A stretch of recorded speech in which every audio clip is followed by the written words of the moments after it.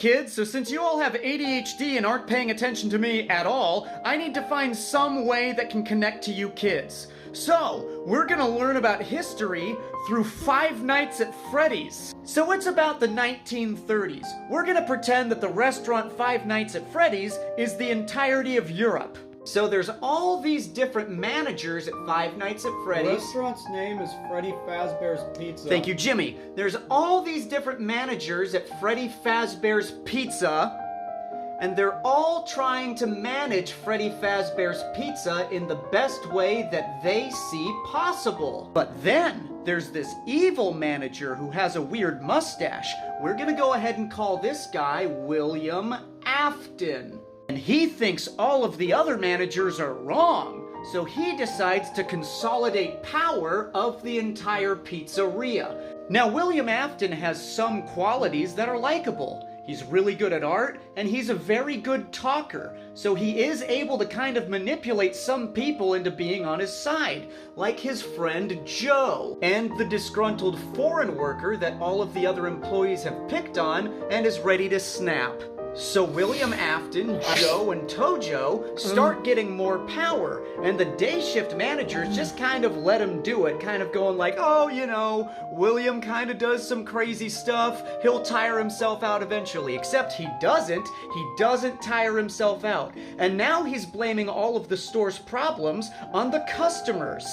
Soon he gets everyone to believe that every single problem of the store comes from the customers. He starts saying outlandish things like they control the media.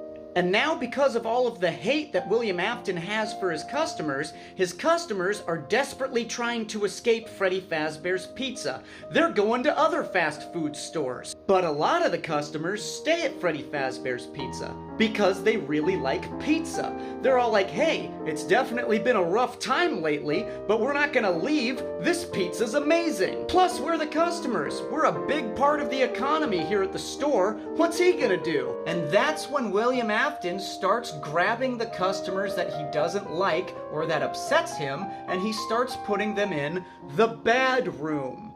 And now at this point, other fast food shops, sister locations of Freddy Fazbear's Pizza, they start taking notice of William Afton grabbing all of his customers and putting them into rooms against their will.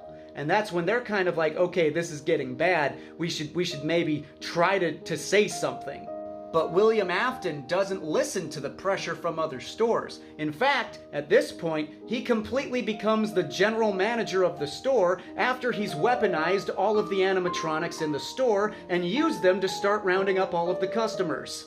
And now this is really bad because William Afton now has an army of animatronics that he's using at his leisure, and that's when he decides that he wants to go ahead and launch war against all of the other fast food shops and sister locations. And this, kids, is how the Bite of '87 happens. Except it didn't happen in '87, it actually happened in spring of 1939, and the Bite was full-scale war against the world. Yeah, Mr. Laylis, that's like not at all how Five Nights at Freddy's goes. Okay, I mean, like, first of all, the whole entire Bite of '87 is actually something that happened in 1987. It didn't happen in the spring of 1939 like you were talking. I know, kids! I know that it's not quite lore accurate. This is just the only way that I can teach you kids! How do I teach you kids? Fuck it, we're gonna watch Stand and Deliver for the 8th time.